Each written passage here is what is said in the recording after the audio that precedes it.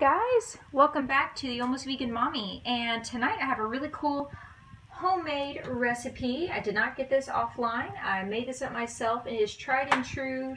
I bring these gluten-free,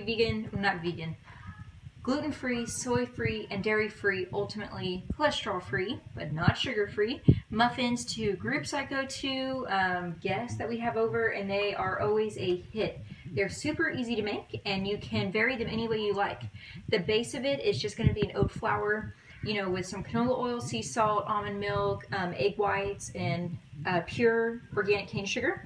But you can modify it any way you like. You can do blueberries. Mommy. Yes. Mommy. Yes. Did you just want to say hi? But in the spirit of it being November and Christmas is approaching, I am going to do spice muffins. I'm going to do cinnamon, allspice, and ground ginger. I don't have exact measurements for these, roughly about a teaspoon each, but I'm basically just going to do it until the oat flour becomes vagrant.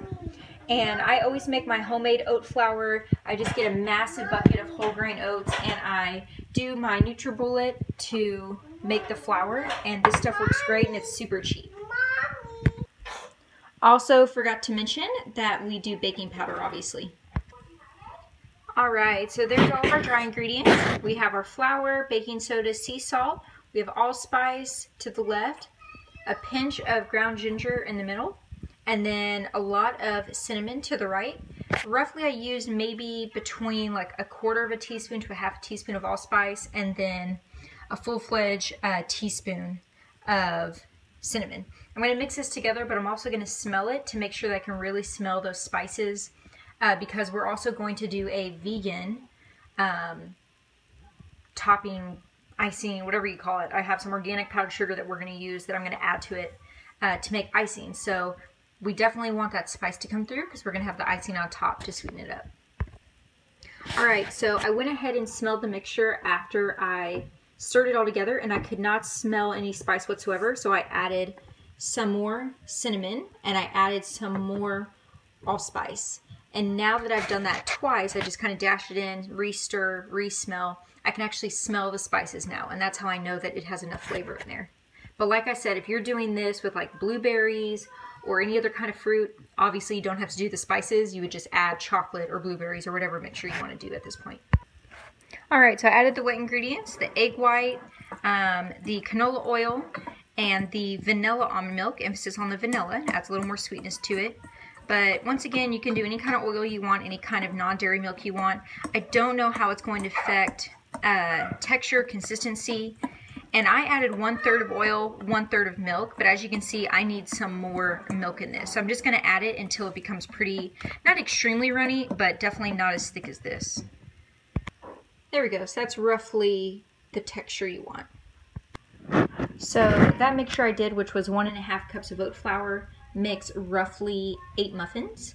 I have doubled the recipe before, and it'll make anywhere between 14 and 18 muffins, just depending on how much I fill them up. If you do blueberries or some kind of thing that's pretty hefty in the batter, this will make an even dozen if you're doing the 1.5 cup oat flour recipe. But because I'm not doing any fruit this time, just the spices, it's only making 8. Baking at 350 for roughly 20 minutes or until I insert a knife and it comes out clean. You do not want to overbake these, so you don't want the edges to be crunchy. That emphasis on the don't. Alright, so for the icing, this is almost going to be like a cinnamon roll icing texture. I use Trader Joe's organic powdered sugar and then 1 tablespoon of vanilla almond milk. Usually this calls for 1 teaspoon of vanilla extract, but I ran out of it. I'm only doing a half cup instead of a full cup because I don't want to make a ton of icing for just 8 muffins. But I'm going to refrigerate this, and then after the muffins have completely 100% cooled, then I will ice them. Alright, there it is. All I did was whisk it. Holy crap, that is good. It tastes even better than like the Pillsbury cinnamon roll packs you would get, that icing that comes inside the tube. It tastes even better than that. Alright, there are my finished muffins. Like I said, if you're using blueberries or any other kind of fruit, this will make a dozen. But if you're just doing the spice muffins like me, it only makes 8. I'm gonna let these completely cool, so anywhere from 45 minutes to an hour before I drizzle that cinnamon roll kind of icing on top. We don't want a ton of icing, just drizzle it on, add a little sweetness. I'll do a final video, the final product, in about an hour.